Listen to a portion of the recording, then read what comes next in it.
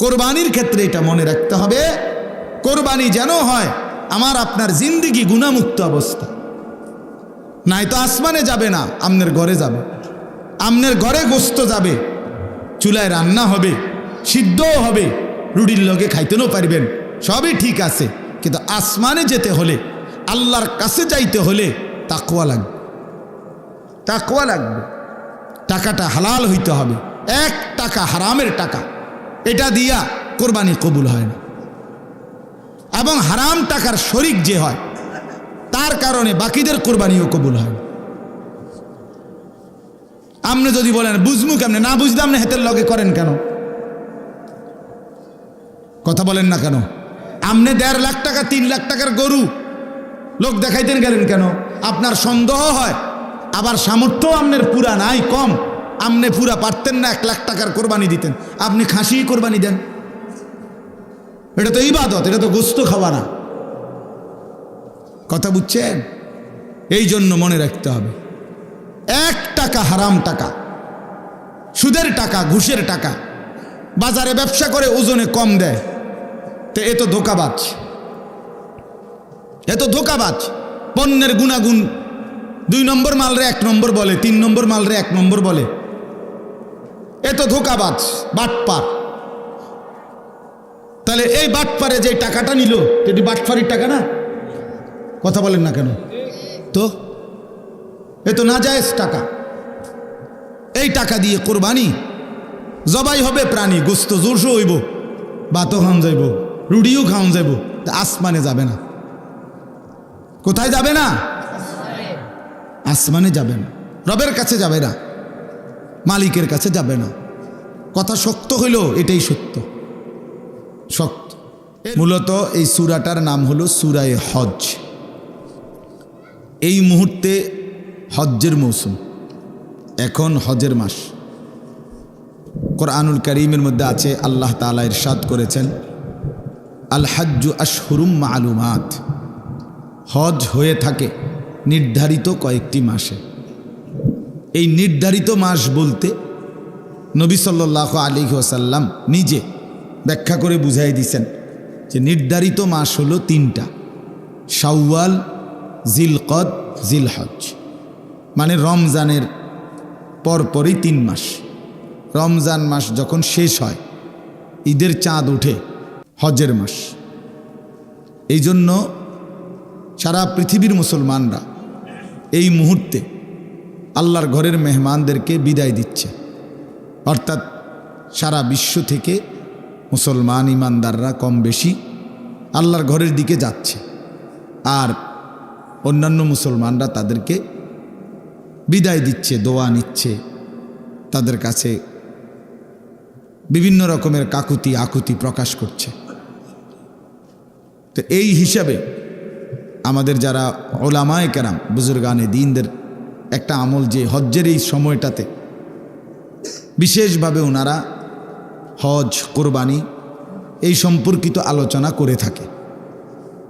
ফলে আলহামদুলিল্লাহ আমরাও গত কয়েকদিন যাবৎ লাগাতার প্রতিদিন আল্লাহর বান্দাদের কাছে হজ, কোরবানি এই বিষয়গুলোর উপরে কিছু কিছু আলোচনা করার চেষ্টা করতেছি।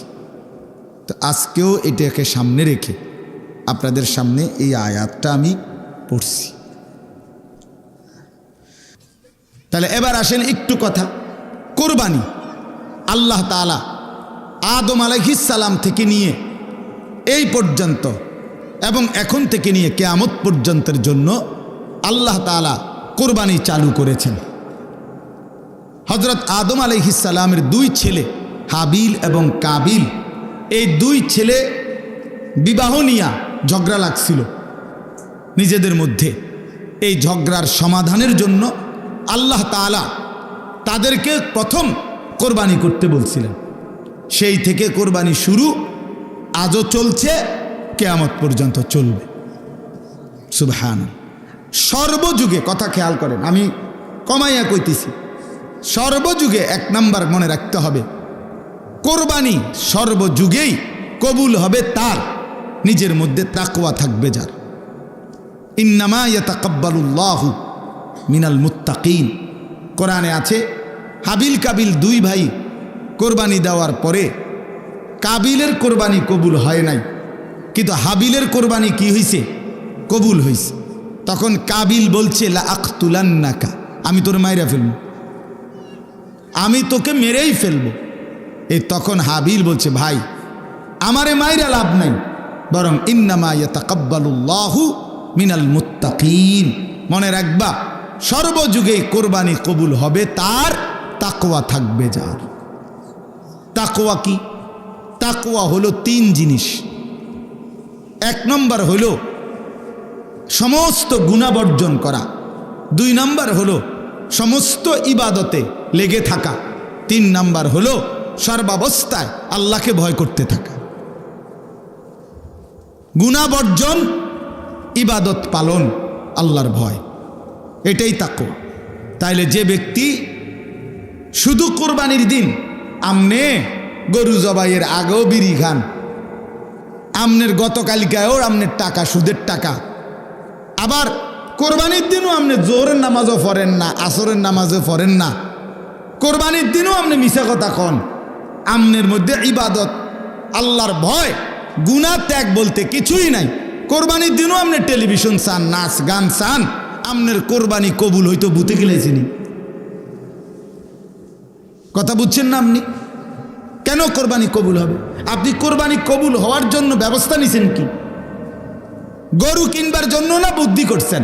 মানুষ লইয়া গেছেন 3 জন, গরু বাজারে গরু চাইয়া লইছেন, সেটা তো ঠিক আছে, কিন্তু কোরবানি কবুল হওয়ার জন্য ব্যবস্থা নিছেন কি?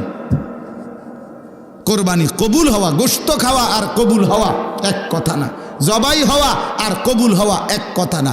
জবাই তো প্রতিদিনে হয়, যে কেউ জবাই করলেই তো গরু জবাই হবে, কিন্তু জবাই আর কবুল তো এক কথা না। গোশত খাওয়া আর কবুল হওয়া তো এক কথা না বাপ। অতএব আমি আপনাদের কাছে বললাম, এটা কোরবানি কিন্তু আর 10 দিনের গরু জবাই নয়। গরু আমাদের দেশে প্রতিদিন জবাই হয় কিনা কথা বলেন না? বাজারগুলোতে গরুর গোশত বেচা হইতেছে না? তো তাহলে গরু তো প্রতিদিনই জবাই হয়, তো কোরবানি আর আলাদা কি? কোরবানিও তো গরুই জবাই করে, তো এটা তো প্রতিদিন হইতেই আছে। তাহলে বোঝা গেল কোরবানি শুধু গরু জবাই নয়, আলাদা কিছু। আলাদা কিছু কি না, সেটা ইবাদত, আর সেটা কবুল হবে তার তাকওয়া থাকবে যা। আল্লাহ তাআলা কোরআনুল কারীমে বলছেন লান ইয়ানালাল্লাহা লুহুমুহা ওয়ালা দিমাউহা ওয়ালাকিন ইয়ানালুহুত তাকওয়া মিনকুম। আল্লাহ বলেন আমার বান্দা শুনো, তোমাদের গোশত, রক্ত, কোরবানির প্রাণীর কিছুই আমি নেই না, আমি শুধু তাকওয়াটা নেই। আমি তাকওয়া নেই। তুমি দেখছো গরুর দিকে, আমি দেখছি তোমার জিন্দেগির দিকে। তুমি দেখো গরু কেমন হৃষ্টপুষ্ট গরু, আল্লাহ বলেন আমি দেখছি তুমি কেমন ইবাদত আমলওয়ালা, আমি তোমাকে দেখব, তুমি গরুকে দেখো। কথা বুঝছেন কিনা বলেন? তুমি কি দেখো? গরু দেখো। আল্লাহ বলেন আমি দেখব কি? তোমাকে। তোমাকে ইন্নাল্লাহা লা ইয়ানজুরু ইলা সুওয়ারিকুম ওয়ালা ইলা আজসামিকুম। নবী সাল্লাল্লাহু আলাইহি ওয়াসাল্লাম বলেন নিশ্চয়ই আল্লাহ তোমাদের চেহারা শরীর দেখবে না, ওয়ালাকিন ইয়ানজুরু ইলা কুলুবিকুম ওয়া আমালিকুম, বরং আল্লাহ তোমাদের দিল দেখবেন আর তোমাদের আমল দেখবেন। আল্লাহ দেখবেন বান্দা কুরবানি আজকে, অথচ প্রাণী তো জবাই করলা, তো গোশত করতে করতে হাড্ডি চুলতে চুলতে, হাড্ডি কোবাইতে কোবাইতে জোহরও শেষ, আসরও শেষ, মাগরিবও শেষ। কোরবানি তো ছিল ওয়াজিব, জোহর তো ছিল ফরজ। কোরবানি তো ছিল ওয়াজিব, আসরের নামাজ তো ছিল ফরজ। আল্লাহর জন্য কোরবানি করলে আবার নাচ দেখো কেমনে। আল্লাহর জন্য কোরবানি করলে কোরবানির গোশত খাইতে খাইতে টেলিভিশনে নাটক, সিনেমা, নর্তকীর ছবি দেখো কেন? এটা কেমনে হইল আল্লাহর জন্য? এটা কেমনে হইল কোরবানি? এটা তো আর 10 দিনের মতো, বছরের অন্য দিনের মতো গোশতই খাওয়া। হ্যাঁ বলেন? এই জন্য আমি বললাম কোরবানির ক্ষেত্রে এটা মনে রাখতে হবে, কোরবানি যেন হয় আমার আপনার জিন্দিগি গুনাহমুক্ত অবস্থা। নাই তো আসমানে যাবে না, আমনের ঘরে যাবে। আমনের ঘরে গোশত যাবে, চুলায় রান্না হবে, সিদ্ধও হবে, রুটির লগে খাইতেও পারবেন, সবই ঠিক আছে, কিন্তু আসমানে যেতে হলে, আল্লাহর কাছে যাইতে হলে তাকওয়া লাগবে, তাকওয়া লাগবে। টাকাটা হালাল হইতে হবে। 1 টাকা হারামের টাকা, এটা দিয়া কোরবানি কবুল হয় না। এবং হারাম টাকার শরিক যে হয় তার কারণে বাকিদের কোরবানিও কবুল হয় না। আপনি যদি বলেন বুঝমু কেমনে, না বুঝলাম না, হেতের লগে করেন কেন? কথা বলেন না কেন? আপনি 1.5 লাখ টাকা 3 লাখ টাকার গরু লোক দেখাইতেন গেলেন কেন? আপনার সন্দেহ হয়, আবার সামর্থ্য আপনার পুরা নাই, কম, আপনি পুরা পারতেন না 1 লাখ টাকার কোরবানি দিতেন, আপনি খাসি কোরবানি দেন। এটা তো ইবাদত, এটা তো গোস্ত খাওয়া না। কথা বুঝছেন? এই জন্য মনে রাখতে হবে, 1 টাকা হারাম টাকা, সুদের টাকা, ঘুষের টাকা, বাজারে ব্যবসা করে ওজনে কম দেয়, তো এ তো ধোঁকাবাজ, এ তো ধোঁকাবাজ। পণ্যের গুণাগুণ 2 নম্বর মালরে 1 নম্বর বলে, 3 নম্বর মালরে 1 নম্বর বলে, এ তো ধোঁকাবাজ, বাটপার।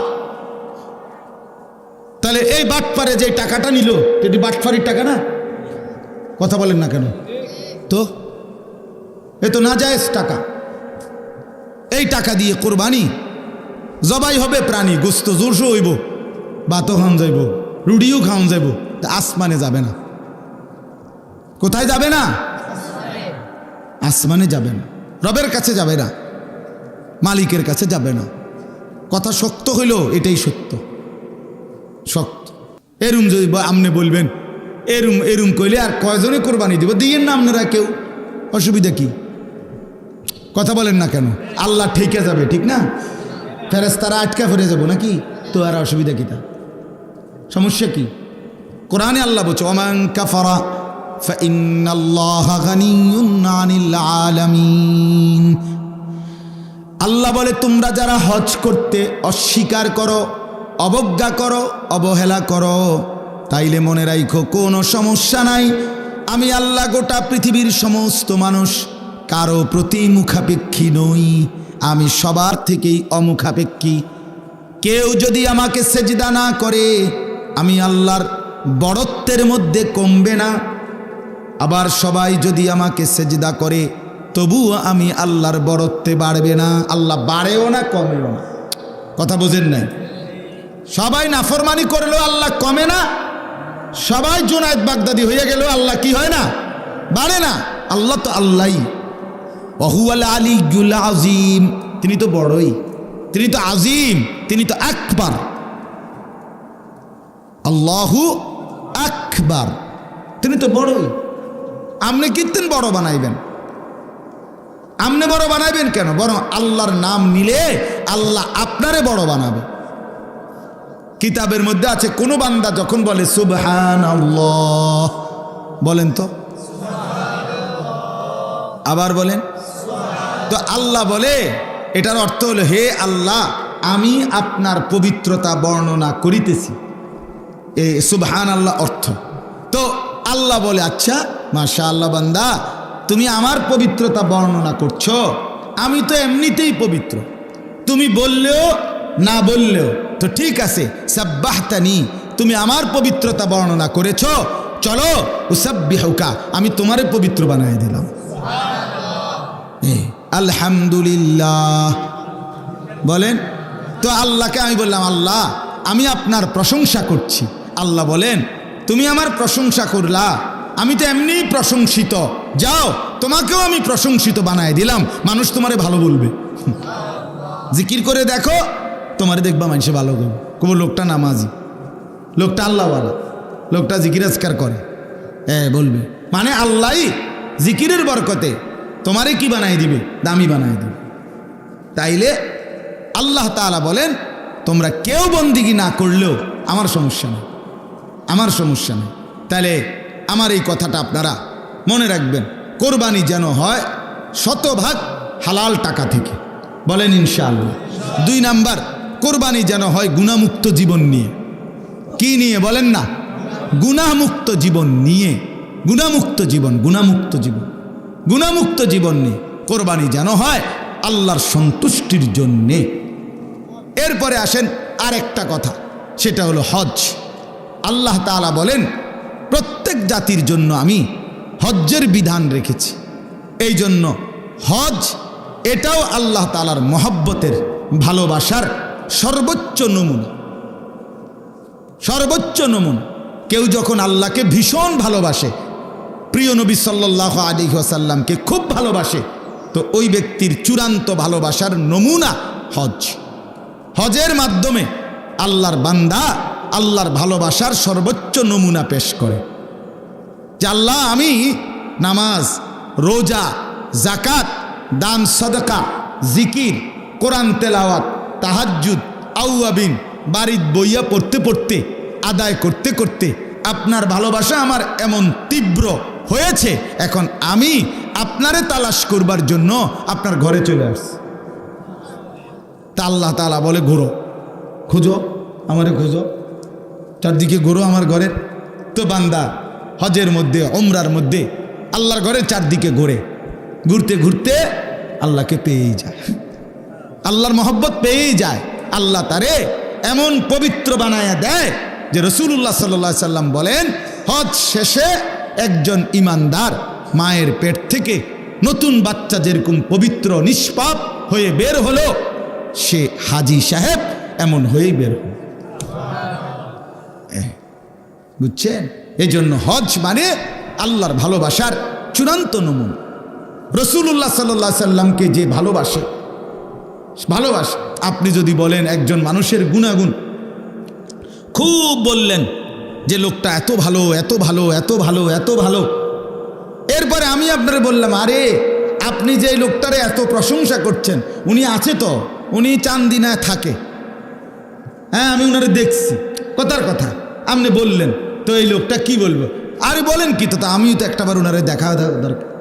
তো সেই ছোট্টবেলা থেকে কত লক্ষবার নবী সাল্লাল্লাহু আলাইহি ওয়াসাল্লামের নাম শুনছেন, কত হাজারবার, কতবার নবীর নামে গজল শুনছেন, নবীর জীবনী শুনছেন, নবীজির জন্য মহব্বত হয়েছে মনে। তো আপনি যখন শুনলেন ওই মদিনায় তিনি আছেন, তা আপনি যাবেন না তার কাছে? আপনি যেতে চাইবেন না? আপনার মনে চাইবে না কেন? এটা কেন মন চাইবে না? আহা মুসলমান, 3 ছেলে এবড়া বিদেশ পাঠাইছে, 3 36 লাখ টাকা খরচ করছে, এবড়া 4টা মাইয়া বিয়া দিছে, গড়ে 20 লাখ টাকা খরচ করছে, এবড়া বাইক বিল্ডিং করছে, 40 লাখ টাকা খরচ হয়েছে, এবড়া জমি কিনছে এই পর্যন্ত 30 শতক, এখানেও জমির মধ্যে 50 লাখ টাকা কিনছে, এবড়ার সব টাকার ব্যবস্থা হয়েছে জীবনে, কিন্তু 5টা লাখ টাকা আল্লাহর ঘরে যাওয়ার জন্য ওনার কপালে জুটে নেয়। মুসলমান এত বড় স্বার্থপর, এত বড় নিমক খারাপ। আল্লাহর ঘরে যাওয়ার কথা বললে, হজের কথা বললে 9-6 করে, জামু যাইলে মইলে যাইতে তো মনে কয় কিছু তো নাই, ফোলা দুগা ফোলা বিদেশ ফাটাইছি, তারা যদি তাগো যদি খোদায় লোয়ায়, আল্লাহ লোয়ায়, তারা যদি ফাড়ায়, ওটা কুমায় কোঁতায়, এই সমস্ত বেড়াইম্মা কথা, কুমাইন্না কথা দিয়ে নিয়ে আপনি আল্লাহর ঘরে যাবেন বলে? আপনার হাতে কি গত 30 বছরে লাখ লাখ টাকার ব্যবস্থা হয় নাই? কথা বলেন না কেন? তো আল্লাহর ঘরে যাওয়ার জন্য হলো না কেন? কেন হইল না?